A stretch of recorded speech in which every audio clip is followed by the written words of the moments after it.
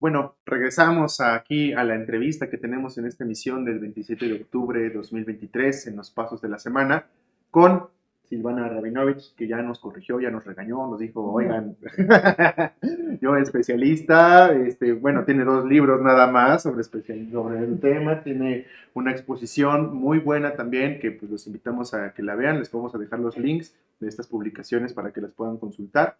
Y pues bueno, estamos con Silvana, filósofa, que también dijo Dice, filósofa, yo no soy filósofa, dice, yo hago filosofía de vez en cuando, pero bueno, no se pero dice que no bueno, es filósofa, pero bueno.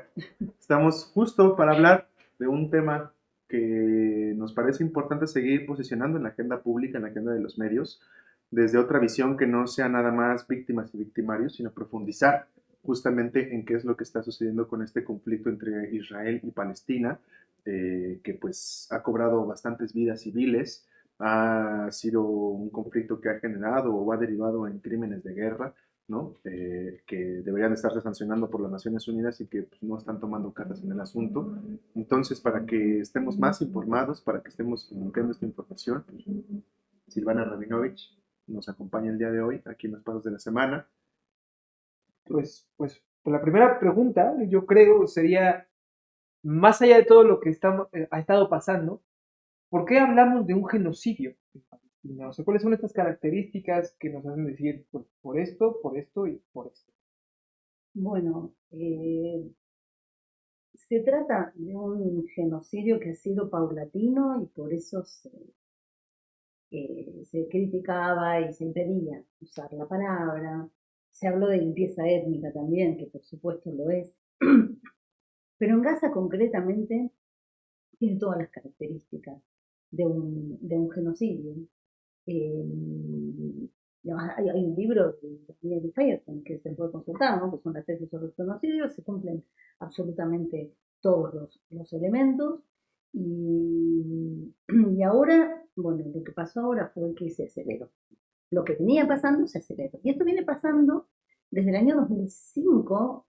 Hay un momento que cambia todo, que es cuando Ariel Sharon hace esto que se llama desconexión de Gaza.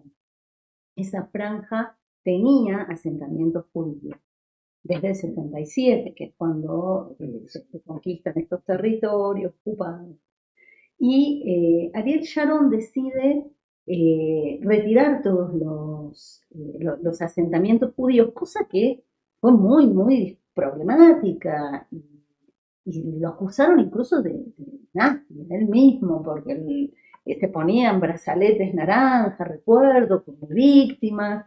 Y bueno, sacó estos asentamientos, quedó solo población palestina en esa franja de unos 360 kilómetros cuadrados, que hoy en día cuenta una población de unos 2.300.000, cuando en realidad la población original tendría que ser del 10% más o menos.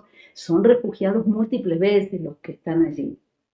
Refugiados de una palabra que hay que poner desde ahora, hay que incluirla en nuestro vocabulario, que es Nakba, que es la desgracia, pero que es concretamente la expulsión de los palestinos de su tierra, eh, el despojo territorial, y un despojo múltiple, porque se busca realmente borrarlos del mapa.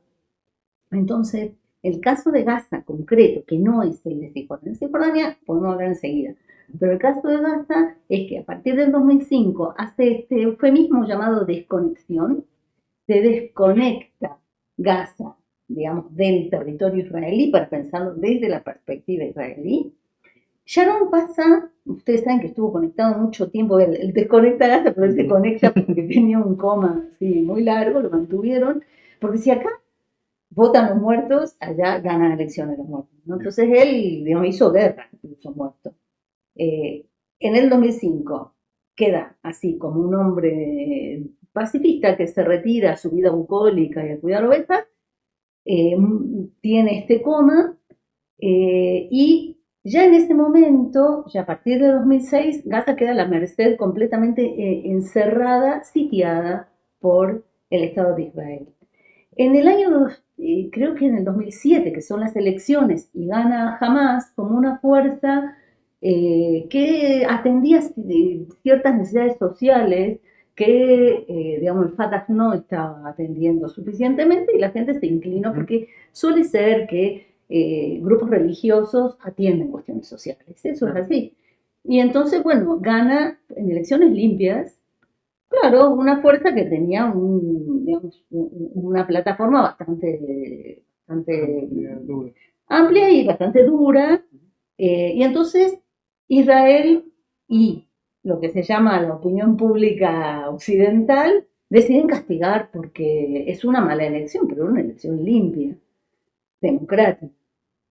Sabemos que hay elecciones democráticas donde ganan fuerzas muy extremas, como pasó en Israel ahora mismo, ¿no es cierto? Y como ha ocurrido, bueno, no esperemos que esté muy lejos de todo esto porque realmente está en otro continente, Alemania en el año 1933 también. Que ha ido ganando fuerza. Bueno, ¿qué te digo de Argentina ahora? Claro, tan Con cercano, Milei. por supuesto. Por supuesto. Sí, Claro. con Bolsonaro, o sea, hay un proceso. Por pues, supuesto, pero bueno, esperemos que aquí no ajá. lo tengamos. Exacto, sí. Claro. Entonces, bueno, después de esto ya, año 2008, ustedes recordarán, diciembre del 2008, Operación Plomo Fundido, y ahí empieza ya desde el 2006 había habido ataques a Gaza, pero en esa dimensión empieza en 2008, y bueno, ya empiezan a ser periódicos, 2008, 2012, 2014, 2021, los que yo recuerdo, así más, bueno, y este que ya es de otro tipo, pero lo que veíamos ahí nos preguntábamos por qué esta periodicidad en los ataques, y tenía que ver con algo que está en la base de todo eso, que es la industria cívico-militar bélica de Israel, que tiene un escaparate en Gaza. De algún modo, digamos, la desconexión de Gaza tiene que ver con hacer ese escaparate, dejarlo ya para vender armas probadas. Son los únicos que venden armas probadas y sus clientes son de todos los colores políticos, son todos los países. Incluso yo les recomiendo muchísimo buscar en YouTube un documental que se llama The Lab, en inglés, El Laboratorio, de Yotam Feldman, y ahí pueden ver cómo incluso uno de los comerciantes dice, sí, bueno, no todos llevan el mismo sellito, porque para distintos... Claro, claro. Entonces podemos cambiar el sello también. Entonces, bueno, esa es la industria que no es, al ser industria bélica, no es solamente armamentística, sino que la alta tecnología que todos nosotros necesitamos y que, por ejemplo, está en nuestro muro, bueno, el muro que nos hicieron... Ibas a decir nuestros celulares con Pegasus, seguramente también está ahí. Seguramente, no, eso seguro. Pero el muro, por ejemplo, hay una infografía de Visualizing Palestine que pusimos en la exposición y ahí se puede ver como el territorio Tohono-O'odham, la parte del muro que divide el territorio Tohono-O'odham a la altura de Arizona, está llena de radares, drones, bueno, todo tipo de cámaras.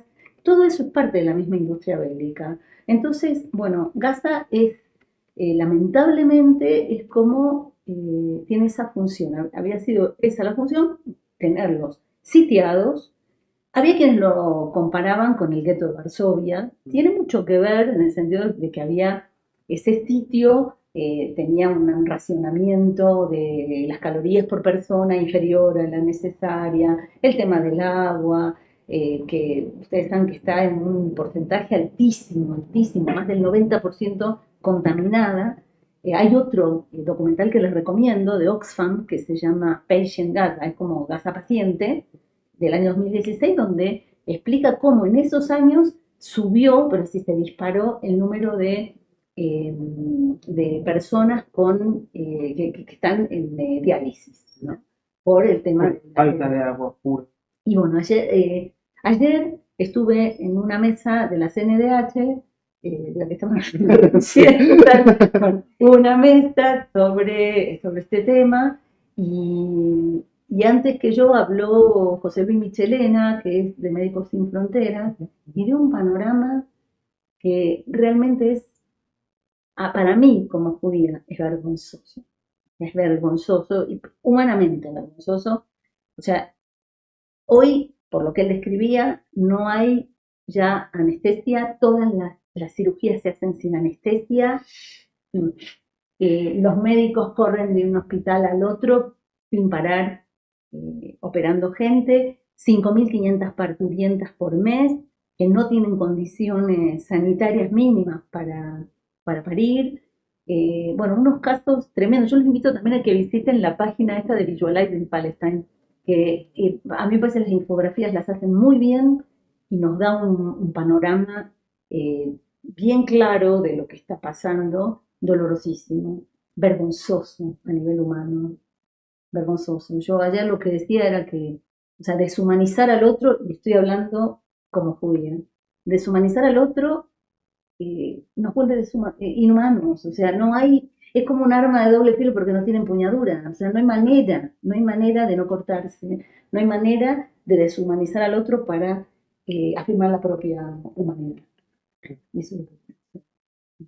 Eh, Justo comentas algo muy interesante, muy particular de estos momentos como políticos que han llevado a este genocidio, que han sido parte de la historia de este genocidio contra Gaza, Palestina, ¿no?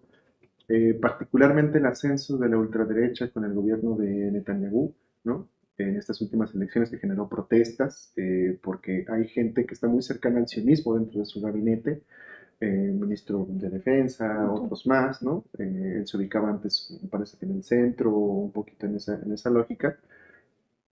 ¿Qué es esta ideología o cómo se puede calificar al sionismo? ¿No? O sea, cómo caracterizarlo, cómo conceptualizarlo en este conflicto. Mira, Rapidísimo, justamente porque Daniela Pastrana, que manda muchos saludos, que nos está viendo aquí a la igualmente, distancia, nos preguntaba exactamente lo mismo, ¿no? Aquí en los comentarios, porque es importante diferenciar el sionismo del judaísmo, claro, ¿no? sí, sí, Entonces, sí, eso es muy importante y voy a hablar como alguien que fue sionista. Entonces, a ver, primero, para aclarar, en el gobierno son todos sionistas. No hay nadie que sea antisionista y haya llegado al gobierno de Israel, históricamente. Eso, Okay. ahora, el movimiento sionista, que surge en el siglo XIX, como los distintos movimientos nacionalistas, uno más, ¿qué tiene que ver, para mí, con que los judíos siempre fueron muy difíciles para asimilar en el mundo?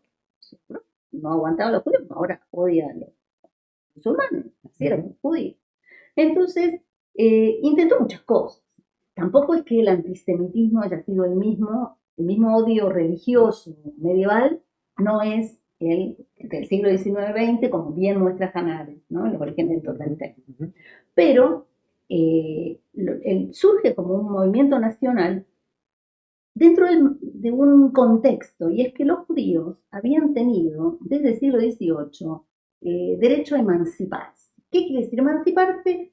Salir del shtetl de esos Georgia donde vivían y hablaban en yiddish y se vestían como religiosos, como que ustedes pueden llegar a ver, incluso unos que son antisionistas, los conocen, claro, que se vestían así, eh, y tienen el derecho a salir de ahí los hijos, ir a la universidad, volverse, vestirse como todos, volverse gentiles hacia afuera y religiosos, si quieren, hacia adentro, y de a poco se va incluso hasta aflojando ese tema de la religión.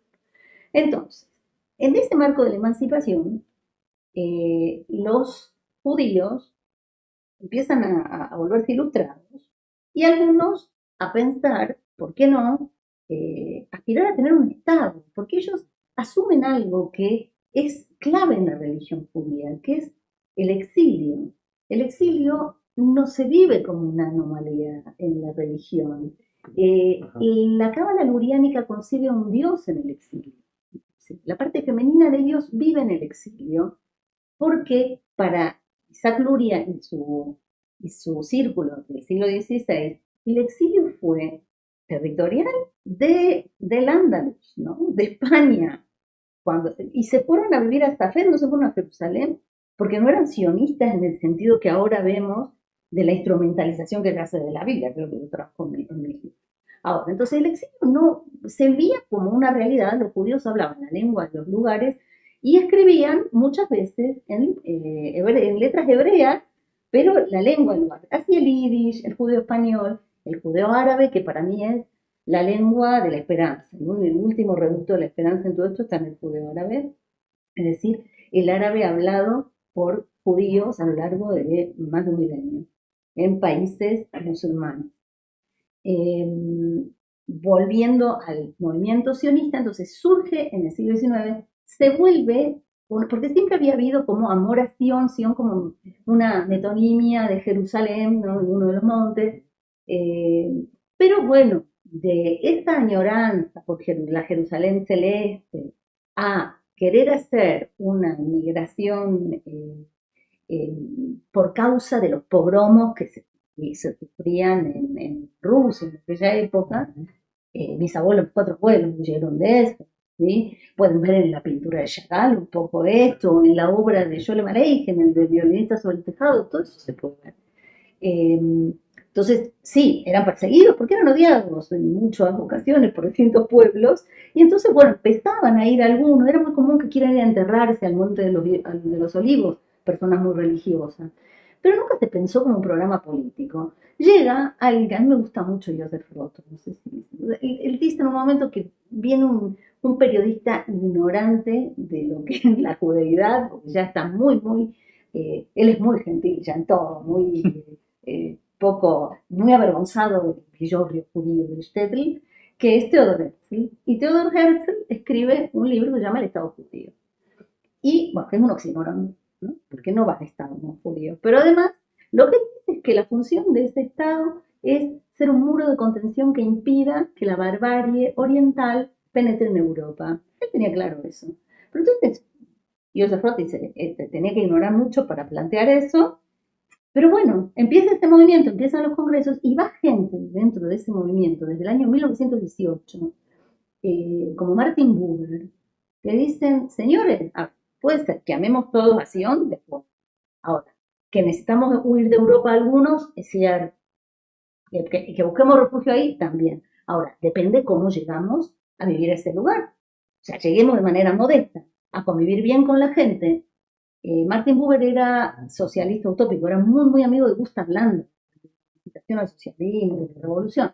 Entonces él toma la idea de Landauer, de la Confederación de Comunidades Autónomas, y dice, bueno, tendríamos que ir de esta manera, ser una comunidad autónoma que conviva con las demás en el marco de la Confederación de Comunidades de la Gran Siria. Él no habla de un Estado y considera que esta región no necesitaba esa figura del Estado nacional, cosa que el sionismo político, el de Herzl, y después cada vez las distintas alas que hubo ahí, se fue imponiendo.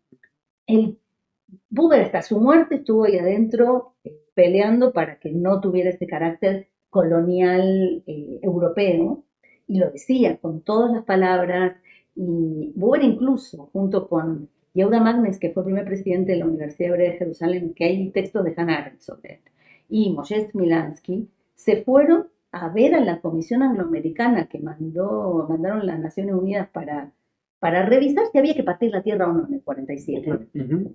Y había una consigna de la comunidad judía que vivía, el Yishuv, hebreo, que vivía en Palestina en ese momento, de que sí iban a estar a favor de la partición.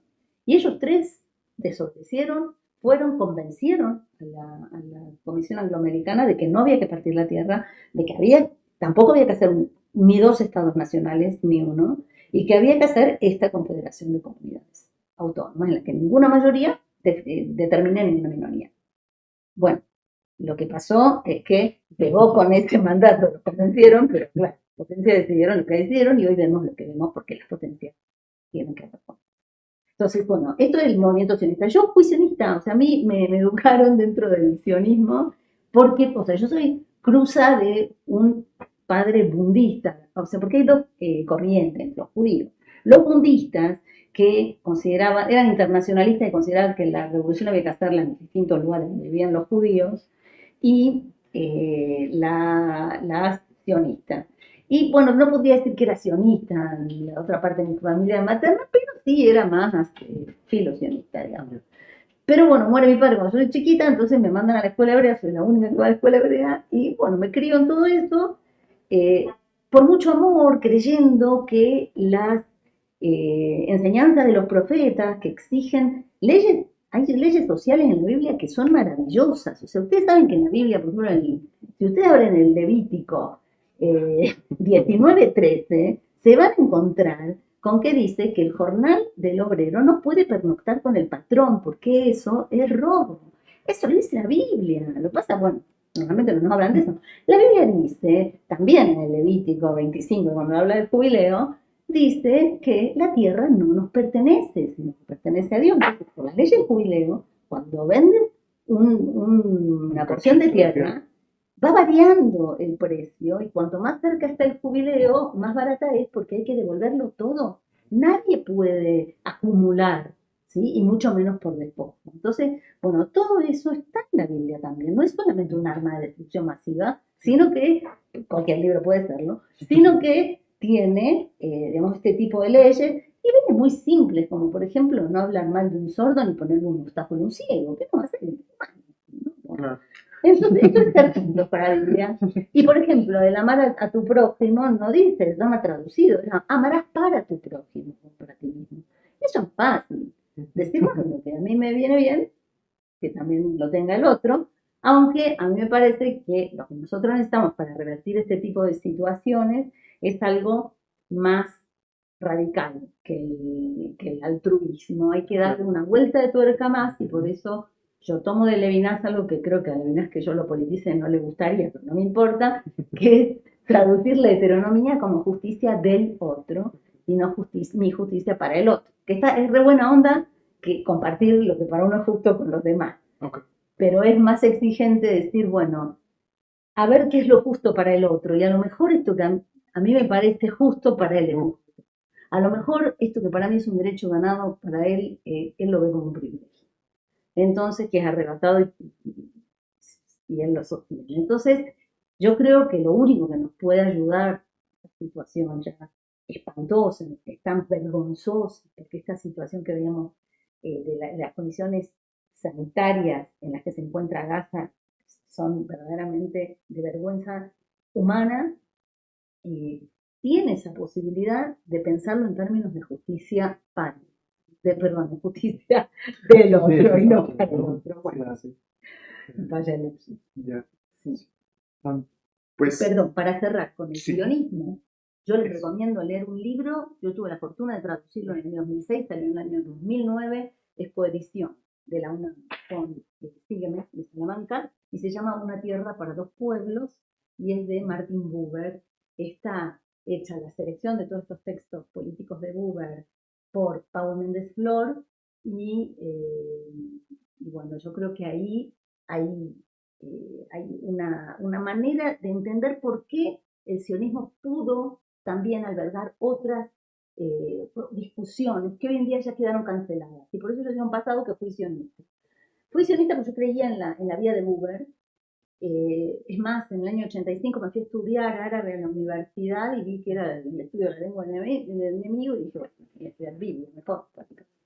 Pero sí, y uno se pregunta por qué los judíos árabes, que tienen la lengua árabe como lengua materna, tienen que odiar esa lengua y considerarla la lengua del enemigo, entonces se cancelan esas posibilidades de traducción y de comprensión de una lengua que es un mundo de cultura, ¿no? Son modales, son formas de vida, todo eso queda cancelado y la lengua queda instrumentalizada, solamente se mira al otro por la mirilla, ¿sí?, del arma, y entonces la lengua árabe le sirve a un judío árabe para ser aquello que en hebreo se llaman los mistarbim o en árabe mustarabim, que son los arabizados, aquellos espías que se meten en Gaza en operaciones como por ejemplo una que se llama Sansón. Increíble esto porque el primer intentado suicida fue Sansón en Gaza. Recuerdan, ¿no? Que cuando muere las columnas del templo y las sacude. y al morir mató a más filisteos que los que había matado en vida, ¿no? 3.000. Bueno, bueno, así le llaman al grupo ese que se infiltra. Y bueno, hoy en día esta lengua que tendría que haber sido transmitida con amor es una lengua que para lo único que sirve es para matar al otro. Es decir, produce algo de autoodio en el propio judío, que rara vez se llama a sí mismo judío, ¿no? Se dice oriental, abismal. Y bueno, todo eso, el sionismo tenía distintas posibilidades, por eso ganaron el sionista en un momento. ¿Sí? También Kafka compitió con el sionismo, pero era otra cosa. Y bueno, se impusieron aquellas visiones más de un cálculo que siempre Buber criticó, no, condenó, que era el cálculo demográfico. Él siempre dijo, es inmoral, habiendo sido minoría, pretender venir acá a ser mayoría, una mayoría imposible de alcanzar, por supuesto, pero además pretender ser mayoría para someter a una minoría cuando nosotros venimos de esa experiencia, y la expulsión de los judíos, la limpieza étnica tuvo que ver con eso, con que la ilusión de ser mayoría, que nunca se produjo. Sí, es que eso, ¿no? O sea, ¿cómo pasar de la víctima al victimario en un abrir y cerrar de ojos histórico? Parece muy extraño, pero... Es tremendo y las discusiones son muy interesantes. Este libro, no está acá, Así Una lo tierra pusimos para ya los en judíos. el chat. Sí, se lo En YouTube. recomiendo. En ese Bueno, libro, ahorita se lo voy a poner a Alexis en el chat de YouTube. sí, en este libro que recomiendo muchísimo, uno va viendo, él lo dice, él va del 1918, 1965 que muere, él no alcanzó a ver la conquista de los territorios y la ocupación en el 77 ya, pero él venía documentando de qué manera se iba degenerando. Él documenta los actos terroristas que perpetran unidades de extrema derecha en el movimiento sionista, comandadas por nombres que ustedes pueden llegar a conocer porque fueron ministros, primeros ministros de Israel. O sea, Ariel Sharon. Isaac Rabin, que quedó como alguien de paz. Bueno, él comandó, si no me equivoco, la de Kibia, de la que se cumplen 70 años ahora. Eh, Menachem Begin, por supuesto, la de Dide Yassin. O sea, de actos terroristas nace el Estado también, se hacen visibles. Yo no estoy justificando el terrorismo, solamente estoy diciendo que no me digan que les es ajeno cuando en los orígenes del Estado también fue eso, ¿no? Claro. Y le fue bien porque quedaron como próceres, ¿no? Quedaron como primeros ministros. Y bueno, y tenemos muchos dichos de primeros ministros muy desafortunados y que tienen cierto tinte de negación del otro, como Golda Meir, que decía que acá no hay palestinos, hay árabes y judíos. O sea, Ya. ella está presuponiendo que todos los judíos son judíos ashkenazíes como ella o como yo, y que los árabes no son judíos, ¿o qué? O son los escudos humanos, esos judíos árabes son los escudos humanos que tienen que proteger a esta élite del centro de Europa que, que eran ellos, y hay una minorización del judío. Ya. Pues, o sea, un poquito como recapitulando esta parte, ¿no? O sea, está la partición Sí. de tierras, ¿no? La conformación del Estado de Israel, después los acuerdos de Oslo. O sea, sé que hay como un puente histórico muy fuerte, pero Sí. digamos que también se han roto, ¿no? Hasta cierto punto porque ha habido la ocupación de las colonias, etcétera. A todo esto que, o sea, pensándolo como en términos inclusive humanos, ¿no? De esta justicia por el otro, ¿no? Lo que comentas. ¿Dónde queda el derecho a la autodeterminación? ¿Cómo se puede juzgar, digamos, un pueblo que está buscando la libertad en medio de tensiones? Que dices, bueno, o sea, los acuerdos no sirvieron para nada, la partición no sirvió para nada. ¿Qué le quedaría a un pueblo para luchar por la libertad y cuáles son las buenas formas, las malas formas? O sea, Claro. ¿qué Bueno, queda en en tu eso? pregunta hay muchas cosas que vamos a ir desglosando. La primera es la partición indeseada.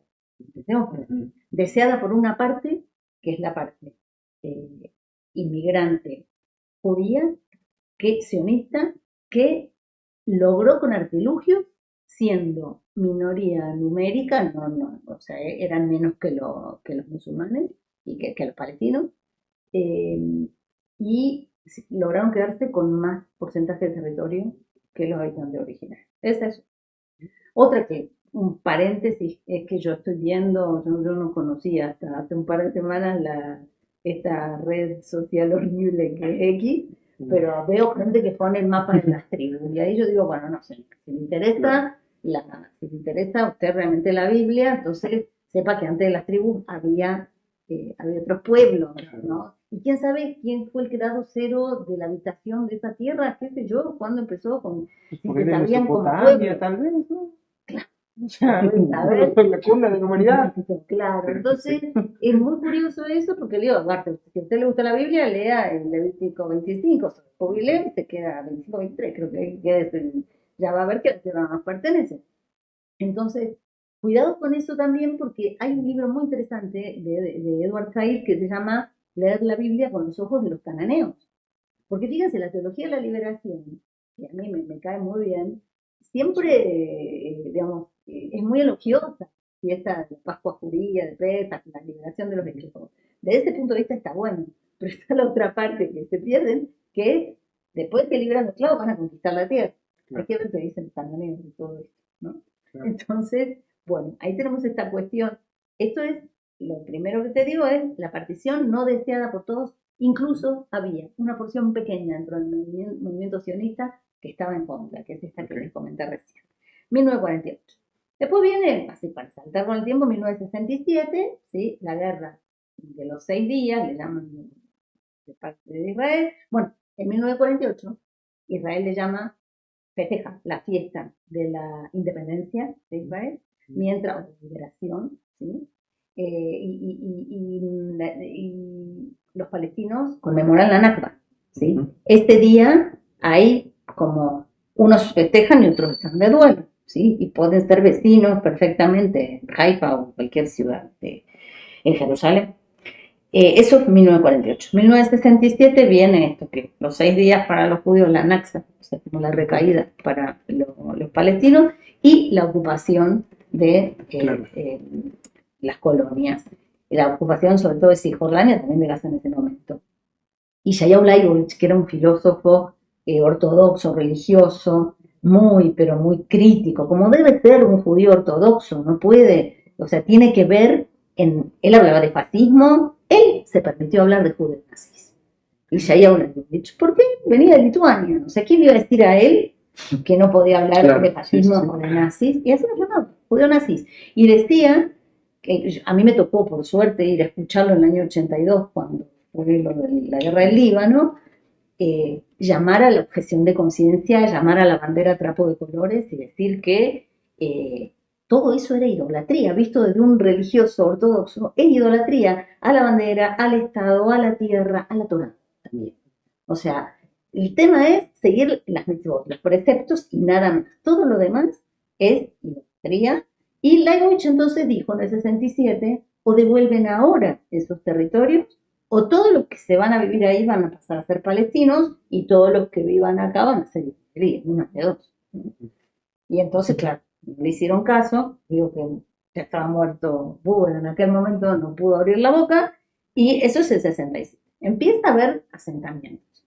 Y ahí no hay gobierno que no haya asentamientos, porque cuando a veces la izquierda israelí, las llama así, se disenta izquierda israelí, se arranca las vestiduras, siempre hubo asentamientos, sobre todo también lo hubo con ellos, porque no había oposición. Entonces, bueno, si ustedes miran el mapa de Cisjordania o vieron el mapa aquel delirante que hizo Trump del acuerdo del siglo, ¿se acuerdan? Sí, ¿qué más que acuerdo era el deal, ¿no? La oferta del siglo? Ustedes ven, parecen fiordos. Ese mapa no, claro, no, es imposible, es inviable que haya inventado. Las carreteras, y ahora cuando haces así, yo pienso que estás pensando en las carreteras que fungen como parte de muros, ¿no? Son carreteras exclusivas de uso de israelíes, dividen población donde los vecinos ya no pueden cruzar de un lado al otro, ¿no? Bueno, eso es, bueno, 67 empiezan los asentamientos. Viene la guerra del 73, pasamos, la del 82 la pasamos también, hablamos antes, y ahora vienen los acuerdos de Oslo, ¿sí? La Convención de Madrid en el 91, 93 los acuerdos de Oslo, y bueno, los acuerdos de Oslo eran por 5 años, estoy hablando del año 93. Hasta el día de hoy, el territorio de Cisjordania sigue dividido en área A, área B, y área C. Claro. Una minoritaria área A que tiene administración completamente de la Autoridad Nacional Palestina, pero que tengo que decirte que el día 8 de junio a la noche yo estaba en Ramallah y vi cómo entraban 50 carros blindados de Israel, entraban a Ramallah, que es área A, a destruir el departamento de una persona que se encontraba presa en Israel, pero ellos lo llamaron los papelitos que mandaron, porque vieron que siempre mandan papeles en árabe, que decían que era castigo colectivo, algo que la Convención de Ginebra no admite, y bueno, ni siquiera escribir, no todo. Bueno, eso fue, estuvieron unas horas, destruyeron solo el departamento, porque el resto del edificio quedó en pie, porque tiene una forma de destruir que es con un taladro, les toma unas horas. Van agujereando las paredes y poniendo la cantidad exacta de Dinamita. claro, entonces Dios. solo se destruye el departamento, es quirúrgico, y se van.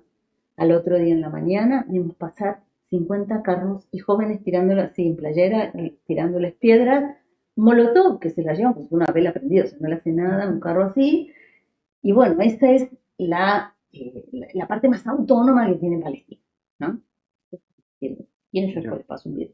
Después, el área B, que es mixta, ¿sí? Parte de la Autoridad Nacional Palestina, pero militarmente, o sea, administrativamente palestina, militarmente israelí, y la mayor parte del territorio es área C, que es totalmente administración israelí.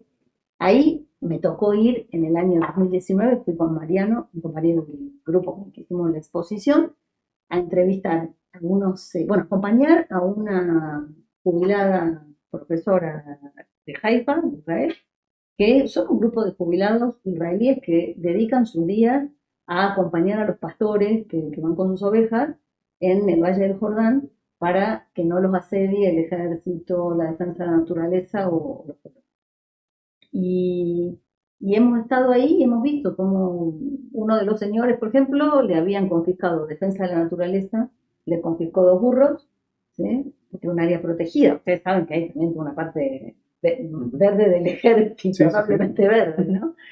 Y entonces, claro, el tema era que un palestino del área C que necesita recuperar un burro, tiene que ir primero a pagar una multa a un asentamiento al que no tiene derecho a entrar. Entonces tiene que pagarle a una persona, o sea, pierde un día, le paga a una persona para que con buena fe vaya y haga el pago de la multa por él, y después tiene otro día que ir a otro lugar, a otro asentamiento donde tampoco tiene derecho a entrar, a entregar el recibo del pago hecho. Son 3 días más o menos que se le van para recuperar un burro, que además, bueno, uno hace la cuenta y dice, bueno, que mejor te compramos un burro y sigue trabajando.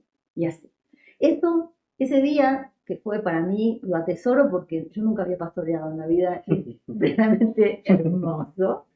Y este señor me preguntaba todo el tiempo los personajes del Corán, cómo eran en la Biblia hebrea. Este día terminó, parecía que terminaba bien hasta que la llamaron por teléfono a esta señora, Hannah, y entonces tuvimos que ir a ahuyentar las vacas que tiraron 2 colonos jovencitos de unos 16 años, 2 delincuentes, bajaron con sus vacas al campo de trigo de los pastores. Entonces Hannah iba corriendo y ahuyentando las vacas y gritándole en hebreo a estos judíos cosas. Y eso me pareció tremendo. Tremendo porque mis 4 abuelos vinieron de los cosacos y acá una mujer judía le grita a otros 2 jóvenes judíos que son cosacos, ¿sí? Bueno, eso es un resumen de una buena figura de lo que pasó. Se dio vuelta a todo. Todos. A mí no me gusta cuando se hacen cosas muy simplificadas y se lleva a Hitler. No me gusta que Ben Gurion se lleve a Hitler, ni que ya no recuerdo quién, si fue Sharon o quién fue el que también dijo que Arafat era Hitler. No, yo no estoy de acuerdo en eso y tampoco estoy de acuerdo en las caricaturas que rápidamente le ponen una esvástica a la bandera de Israel, porque creo que eso no abona a tratar de entender humanamente lo que está pasando ahí. Digamos, claro. Nos encona más.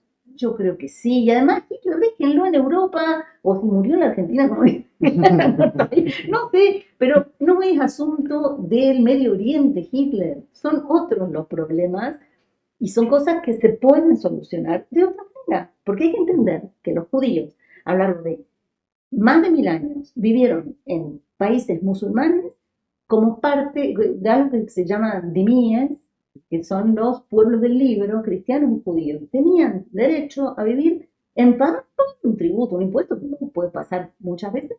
Y bueno, trabajamos en distintas cosas.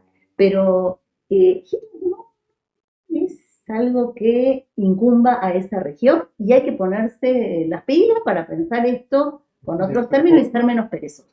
Y tampoco es que esto es un clásico, soy muy argentina, perdónenme, River Boca, ¿no? O sea, no es que uno pueda querer que gane uno, es un partido de fútbol. Claro, esto son vidas humanas. Entonces no es que uno tiene que triunfar para derrotar a los otros. O sea, acá lo que tiene que haber es entendimiento que me parece que únicamente se puede producir desde la aceptación de la propia fragilidad, y me parece que eso ocurrió también ahora, por eso digo que es distinta esta vez, porque esta vez lo que pasó es que jamás atacó, sorprendió ese ataque a la población, por lo menos, si el gobierno no sabía, no, por cálculo de Netanyahu, cálculo miserable, no lo sé, pero lo cierto es que sorprendió a la población, hay rehenes, o sea, hay muertos, es muy doloroso todo esto y entonces desde ese dolor ya hay quienes lo empezaron a practicar mucho antes, el foro de familias en duelo,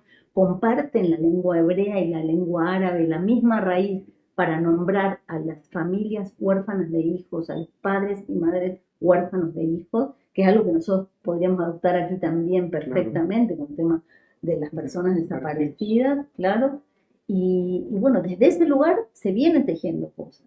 Ahora hubo algo novedoso y es toda esta tecnología de seguridad que le vende al mundo entero, ¿no? Se descubrió que no protegían. Sabemos hace rato nosotros acá que los muros no sirven, lo que dicen que tienen que servir, ¿no? Son fútiles. Sí, rinden utilidades a algunos privados, pero como no sirven para lo que, o sea, no claro, protegen que deben de servir, lo que dicen que deben servir. No protegen vida. Las armas no, las ojivas nucleares tampoco. Entonces, es hora. Y entregar a los hijos 3 años de su vida, una educación militarista, de una firme infancia, para entregar a los hijos a perpetrar acciones que los deshumanizan también, me parece que es hora de que se pueda, este momento de aceptar la propia vulnerabilidad puede tener algo de esperanza. Y quiero decir que el himno nacional israelí se llama La Esperanza, la Tikva. Entonces yo digo, hay que liberar esta palabra, hay que sacarla del himno nacional y darle sentido en la calle, desde el dolor. Y es verdad que hay muchos testimonios de personas que empiezan a decir, bueno, por ejemplo, bueno, hay varias páginas que pueden visitar con esto, pero que dicen, a ver, quiero recuperar a mi hijo, pero sé que del otro lado hay padres que quieren a sus hijos y que también quieren que sus hijos vivan y lo merecen. Entonces, bueno, creo que se amplió esta base de familias en duelo, de huérfanos de hijos. Creo que ahí hay algo de esperanza, no en los gobiernos desde ya, y mucho menos en un delincuente. Es muy doloroso pensar que Netanyahu solamente se lo busca por ladrón y no claro, por crímenes de claro, guerra y por crímenes de lesa humanidad. Bueno, pero así es la política, ¿viste? Que en los Estados Unidos un presidente cae por cuestiones sexuales, pero jamás va a caer por guerra. Claro, esto nunca. García Luna lo están juzgando por narcotráfico y no por asesinar. ¿Ves? Claro, personas, pero ¿no? Bueno, y encima lo agradecemos porque no nos queda. Sí, están las leyes. Así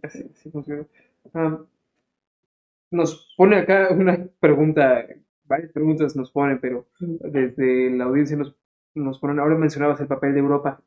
¿Cuál es el papel de Europa en todo esto? ¿Cómo ves tú el papel de Europa en todo esto? Bueno, hay una responsabilidad histórica. En el año 1916 hubo un acuerdo secreto que después se reveló, táctico, ¿no? O sea, sí. El Reino Unido y Francia se sentaron con regla y cuadra, partieron el mapa, ¿sí? Pero cero conocimiento del territorio, hicieron eso y de golpe empezó a haber países. ¿Sí? Por eso es muy poco presentable lo que voy a decir ahora, pero yo tengo cierta añoranza del Imperio Otomano. La verdad es que los dejaba, más o menos podían vivir en paz, los beduinos, por ejemplo, que son gente que recorren mucho territorio y que son odiados por los estados nacionales porque es Las contradictorio. pasan las fronteras, ¿qué les No, pasa? no. Que se creen La frontera más con el real estate, no sé, es tremendo, Claro. porque esta gente gasta mucho. la tierra de qué van a ocupar, ¿no? ¿Cómo que no vas a pagar renta? Y encima no acumulan, porque te ¿Mm? mandan de aquí para allá, cada Claro. objeto es multifuncional, Sí. entonces tú dices, no acumulan, o sea, cero en economía, ¿no? No acumulan. Y además, ocupan un montón de territorio, cero también en Real estate. Claro. Y además, esta gente no hace grandes estructuras para decir esta tierra nos pertenece porque está tal monumento, no. Hay cementerios, posiblemente, o restos que se pueden, restos de vida animal que se pueden, los geólogos pueden llegar a reconocer. Pero entonces, bueno, los beduinos son las personas, digamos, que en el momento con los otomanos todavía, se hizo un reparto territorial, o sea, un ordenamiento territorial, y lo llamaron a decir qué territorio tenían. Claro, los beduinos que son vivos, dijeron, nos van a cobrar impuestos, vamos a decirle que tenemos un poco menos de lo que teníamos originalmente, pero bueno, más allá de eso... Como con el predial de las casas. Claro, y entonces no le... Claro, exacto. Bueno, pero si hablamos de esto, es tremendo el tema de los permisos de construcción para los que se llaman árabes del 48 o palestinos del 48, que son los palestinos que se quedaron y que Israel se tuvo que aguantar que se le queden, que viven en ciudades, Haifa, Ramle, no sé, en Jerusalén, por supuesto, no tienen permiso de construcción. Okay. Es tremendo. El caso, si ustedes van a Jerusalén, van a ver el tema, no hay seguridad realmente en la construcción de los edificios, porque además es carísimo para un palestino vivir en Jerusalén. O sea, pagan 5 veces más de predial que lo que paga el destino. No sé si vieron, hay un libro de historieta que está muy bien, de Guy Delisle, que se llama, ¿cómo se llama? Se escribe Guy Delisle. Él va a acompañar, él es un dibujante y va a acompañar a su mujer de Médicos Sin Fronteras. Y él cuenta cómo era la vida de ellos, que vivían del lado palestino, y cómo vivían los vecinos del lado israelí, ¿no? Van al mismo supermercado, pero bueno, los precios que pagan, todo es diferente, el agua, no les retiran la basura, todo. Entonces, bueno, volviendo al tema de los otomanos, todavía los tomaban en cuenta a los habitantes y a sus características. Hoy en día no. Lo que hizo el Estado de Israel con una política de incluir para excluir, que es muy típica, lo que hicieron es invitarlos a sedentarizar. ¿Sí? O así como la ciudad rural. Entonces, esta gente tenía que ir a vivir a ciudades. Entonces, creo que la relación más o menos de 7 ciudades, si no me equivoco, 7 ciudades beduinas contra 40 y tantas poblaciones no reconocidas. Y población no reconocida significa que no tiene agua, no tiene electricidad, o sea, que tienen que arreglar como ellos pueden. Viven en general en lugares muy contaminados porque pueden estar al lado de una central eléctrica, por ejemplo, pero además no tienen el servicio del domo de hierro. Que son los más expuestos de todo al de los dos.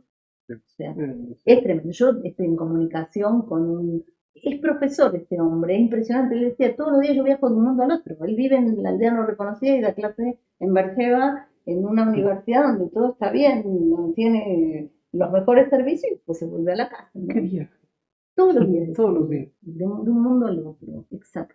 Sí, del inframundo a la civilización.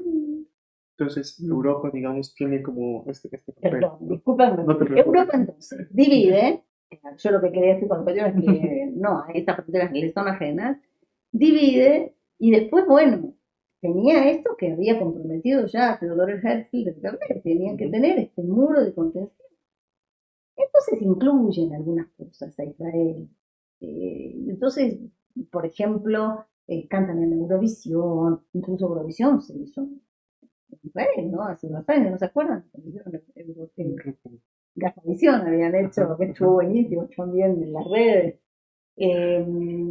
Se juegan en la liga de básquet también, etcétera. Pero los mantienen ahí y son clientes también de toda esta industria de armas y los necesitan ahí, en ese mismo lugar. Y hoy en día, digamos, el objeto del antisemitismo europeo se mudó para el lado de los musulmanes, islámicos y antiárabe también, arabofóbico también, no solo islamófobo. Y dense cuenta que cuando nosotros vamos por los aeropuertos, lo que tenemos que ir demostrando prácticamente es que no somos ni musulmanes ni árabes, y todo bien, ¿no? O sea, de eso se trata, por todo el mundo y las cosas que... Estaba aquí buscando un dato, Sí. justo, para dimensionar esto que comentas, ¿no? Sobre la economía que surge a partir de esta guerra, ¿no? Y quiénes son los que, digamos, potencian este tipo de conflictos. Dije guerra, pero es un conflicto en realidad porque es un Estado contra una población. Eh, o sea, ¿cuánto cuesta, digamos, tenía Al Jazeera publicó hace en 2021, ¿no? Después de los bombardeos de 2021, cuánto costaba abastecer el Iron Dome, ¿no? O sea, el domo de hierro. Y venía este dato que justo aquí lo habíamos puesto, perdón, donde los Estados Unidos habían, bueno, los gastos de la guerra habían sido 368 millones de dólares en aquel entonces, ¿no? Y los Estados Unidos habían destinado en 2020 para el abastecimiento del Iron Dome 1.65 billones de dólares. Entonces, Obsceno. si es un Estado-nación, es un Estado, Israel, ¿no? Pero ¿quién sostiene económicamente esta guerra? O este Bueno, conflicto, o sea, o este afán belicista que tiene Israel de ocupación. yo creo que capital, así como tal, no tiene. Creo lo primero, porque es difícil decirlo de todo medio, mantiene Israel. No, cuando hicimos aquí en el año 2019, a mí me invitaron a participar dentro de, como parte de los jueces, de un juicio popular que se le hizo a la militarización de América Latina por parte de Israel, capítulo México. Salió un documento en la Brigada Paralela de Libertad que han trabajado muy bien los compañeros, un pequeño programa. Ahí lo que nos dijo uno de los abogados de Estados Unidos que vino, fue muy interesante. Dijo, Israel hace el trabajo sucio en Latinoamérica que Estados Unidos dejó de hacer porque le había ido mal en los años 80. Entonces ya le pasó la estafeta a Israel. El entrenamiento de policía, bueno, todo lo que nosotros conocemos. Entonces, pero lo que yo no creo es decir, bueno, son los Estados Unidos, yo creo que el capital transnacional, la industria armamentística, que es el motor de este mundo suicida, son tan cortos de vista que creen que realmente se van a poder salvar yéndose a la luna, ¿no? No sé, porque sí, están tratando. Es algo, o sea, decir solamente que Europa y Estados Unidos son los responsables, yo creo que son todos socios. A ver, yo creo que también son socios con Rusia y con China y con Irán, Claro. y no creo que, pero son todos socios en algo muy corto de vista, muy tonto, para decirlo, como si no tuvieran hijos o nietos a quien legarle en este mundo. La verdad es que me cuesta, a mí también este tipo de binarismo me parece que nos ayudan a odiar juntos, pero odiando juntos no nos unimos nunca. Lo que no nos puede unir es la esperanza, la confianza en algo. Y yo creo que hay que tener confianza en lo humano, en la gente de a pie, que se va despertando y que va diciendo, queremos vivir, ya dejen de usarnos para esto. Un poco citando más a la gente que nos escribe por acá, también la Daniela Pastrana, nos hablabas de la esperanza, ¿no? Y de cómo quitarles este monopolio que han hecho de la esperanza. Y mencionabas que la esperanza está puesta en los árabes judíos, Sí. ¿no? O sea, ¿cómo recobramos esa esperanza, ¿no? Y cómo podemos irla esparciendo y qué papel clave juegan los árabes judíos respecto a ello. Un poco como, creo que para ir cerrando, porque creo que ya no se la Ay, perdón, viste, te dije que... No, está muy bien, está muy bien. Creo que todas las personas que nos están viendo y todos los que estamos aquí hemos disfrutado mucho la charla. No. Muchas gracias. Mira, el tema de los árabes judíos es muy interesante y hay pensadores y escritores que creo que hacen, que dan esa luz. Una de ellas, que yo creo que hay que leerla, que está en Estados Unidos, porque por supuesto esta académica no pudo hacer vida académica en Israel, se llama Ela Shofat, ¿no? Y Ela Shofat fue discípula de Said, de Edward Said, y tiene un texto que se llama El sionismo visto desde sus víctimas judías. Entonces ella muestra cómo estos judíos árabes tan despreciados, que por aparte cuando llegaron como inmigrantes, a ellos les pusieron a vivir en una especie de container, en condiciones verdaderamente malas. Claro, claro, había un desprecio tremendo por los judíos árabes. Logran con el tiempo hacer que se avergüencen de su lengua, como les decía, que lo veían como lengua de enemigo, pero es toda una generación de hijos, algunos, no son mayoría, pero son gente muy fuerte desde el punto de vista eh, intelectual y político, que volvieron porque hizo una reivindicación de esto, y fue con los acuerdos, no antes todo de Madrid, ¿no? La Constitución de Madrid, que ellos se fueron a encontrar con palestinos en España, no me acuerdo en qué lugar ya fueron, y bueno, hay todo un trabajo. También está Ariela Zulay, la fotógrafa, bueno, no sé si fotógrafa ella o trabaja con fotografía, pero es también una intelectual sumamente interesante que ella recupera incluso su nombre árabe, y entonces si ella dice, yo no nací en Israel, yo nací en la Palestina ocupada. Creo que el trabajo de Gila Nidjar en Estados Unidos también es sumamente eh, productivo, sobre todo esta cuestión del judío al árabe, la invención de esa enemistad, como invención europea también del siglo XIX, toda la invención que hubo de semitas, arios, que donde los arios son, digamos, los racionales, digamos, exacto, sujeto de todo, y los semitas son lo femenino, digamos, algo más espiritual de Renan, digamos, pero Renan soñaba con el casamiento de Sem con Jafet, ¿no? Los arios con los semitas, pero bueno, hubo quienes definitivamente no lo quisieron. Y bueno, todo esto, digamos, tiene su origen. Gil va a prologar en inglés el libro este, el Letrazo por una teología política y colonial. Hay gente que está haciendo un trabajo magnífico para tejer nuevamente los judíos y los árabes. Pero, bueno, pasa con el judeo árabe lo que pasa aquí con los mayas, la Riviera Maya. O sea, están súper bien cuando ellos se disfrazan de quienes ya no son, un estereotipo del pasado. Entonces, en este sentido orientalista del término, sí, los aceptan, pero como seres del pasado, seres del presente. No. Entonces, bueno, yo escribí un artículo que acaban de debatear, donde retomo estas posiciones de la Shoka, donde digo, bueno, ojo, ahora está muy bien estudiar el judeo árabe como lengua del pasado, qué maravilla, de los siglos XI al XIII, X, digamos, al XIV incluso, pero ahora no. No me digas que lo quieres hablar hoy, ¿no?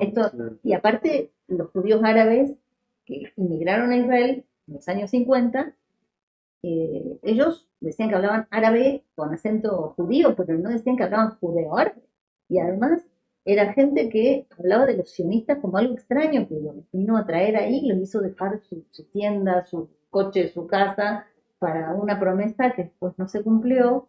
Eso se ve muy bien en otro documental de Eyal Sivan y Michelle Clay, que son un palestino y un israelí, que van por todo el mapa de la Palestina del 48 y van pasando por las poblaciones y se encuentran con muchos árabes judíos de países árabes que dicen, esto no es vida, nosotros lo que nos prometieron no era, tienen añoranza de su convivencia.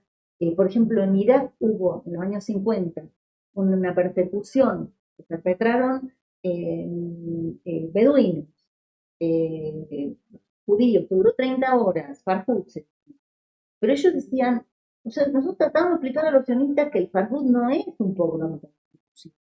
Pasó eso, 30 horas, los judíos pobres nos fuimos a refugiar en casa de musulmanes pobres, y los judíos fueron en casa de musulmanes ricos, las alianzas son de clase. Y lo que yo creo que va a pasar entre palestino e israelí el día que podamos superar todo este horror, esta inmundicia que está ocurriendo, esta vergüenza, es que va a haber alianzas de clase y también todos aquellos que dijeron muerte a uno, muerte a otro, van a tragarse las palabras, te van a arreglar muy bien. Cuando yo veo a burócratas, algunos burócratas del lado palestino, del mismo burócrata del lado israelí, yo creo que se bien. Yo veo, eso lo veo, por suerte, porque hay, por ejemplo, hay unos fotógrafos de ambos lados que se llaman Active Stills, que pueden vean la página de ellos. Ellos vienen documentando, del lado palestino y del lado israelí son jóvenes, el muro declarado ilegal desde el 2004. Y estos chicos tienen una alianza muy grande. Y también yo creo que es de clase y por la vida. Claro. Entonces me parece, por eso a mí no me gusta cuando veo que la gente abona el odio. Y es lo que siempre le digo, pues yo de clase siempre le digo a los estudiantes que son militantes, militen con amor, o sea, traigan esperanza a la gente, porque tú te crees que están esperando que traigas tu frustración y todo tu odio, les cambies con ese peso. Esta gente no está esperando eso, al contrario, quieren que le alivie de algún modo. Y entonces, para aliviarle, primero, no tienes que dejar de ser tú y volverte el otro, eso es lo primero, porque nunca va a ocurrir. Y lo otro, deja tus frustraciones y tu odio en otro lado. Acá se trata de tejer con amor, con confianza, sobre todo. Yo creo que hay algo, si hay algo revolucionario, es la confianza. Aunque parezca, nos dicen que es de ingenuos, ¿no? Y que no es revolucionario, yo creo que es mucho más que andar sospechando de todo desde el teclado y la pantalla y dictaminando quién tiene derecho a vivir y quién no. Me parece que hay que ver lo humano y también la desunión. Pues, Silvana, muchísimas gracias. Hablé de más. No. Está bien, apreciamos mucho que hables de más. Yo me quedo con un comentario que nos da. Yo necesitaba escuchar este programa. Oh. Sí, exactamente. Y con esto que mencionas, ¿no? Militar con amor. Por favor, o sea, no es cierto. Porque hay que ir construyendo cosas, no deshaciendo lo poco que nos queda. Claro. Mira lo que pasó. Ahí tengo una amiga que trabaja y siempre invita con un grupo de madres de hijos desaparecidos aquí. Y entonces leemos poemas de Mahmoud Darwish. Uno de ellos dice, la huella de la mariposa no se ve, la huella de la mariposa no desaparece. Y una de estas madres dijo, claro, no desaparece porque no se ve. O sea, visibilizar en sí no es del todo bueno. A veces lo que queda oculto queda protegido. A veces los pueblos no contactados quedan al resguardo de la bondad del Estado. O sea que hay muchas cosas que tenemos que empezar a mirar con más creatividad, más lúdico, menos prejuicioso. Tenemos tareas. Sí, bastante tarea. Pues así nos vamos en los pasos de la semana, esta semana, con esta transmisión bastante larga y bastante disfrutable. Si tiene ganas de escuchar la entrevista solita, mañana la vamos a tener ya disponible en el canal de YouTube para que se la echen de regreso. Si no, de momento creo que eso es todo por hoy, ¿no? Estuvimos con Silvana, Alejandro Ruiz, Arturo Contreras. Muchísimas gracias. Gracias a Alexis, que está allá en los controles y que ya le supo arreglar el audio acá. Bien, Master. Muchas gracias por su paciencia y a todas las personas que nos escuchan. Nos vemos la próxima semana en los pasos de la semana. Muchas gracias.